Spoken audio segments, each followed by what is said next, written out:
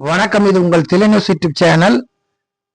கடலூர் மாவட்டம் சிதம்பரம் பகுதியில் சிதம்பரம் பேருந்து நிலையம் அருகில் உள்ள பிரசித்தி பெற்ற அருள்மிகு ஸ்ரீ கீழத்தெரு மாரியம்மன் ஆலயத்தில் ஜூலை 28 திங்கட்கிழமை என்ற மாலை தீமிதி திருவிழா நடைபெற உள்ளதால் சிதம்பரம் சுற்றுவட்டார பகுதியிலிருந்து பல்லாயிரக்கணக்கான மக்கள் தீ மிதிப்பதற்கு திரண்டு வருவதால் கூட்ட நெரிசலை தவிர்ப்பதற்காக சிதம்பரம் நகர போக்குவரத்து காவல்துறையினர் பக்தர்களின் பாதுகாப்பு நலன் கருதி சிதம்பரம் பேருந்து நிலையங்களில் பேருந்துகள் இயக்கப்படாமல் சிதம்பரம் கீழ வீதி தெற்கு வீதி வழியாக அனைத்து பேருந்துகளும் மாற்றுப்பாதைகளில் சிதம்பரம் நகர போக்குவரத்து காவல்துறையினர் பேருந்துகளை மாற்றுப்பாதையில் இயக்கப்பட்டுள்ளனர்.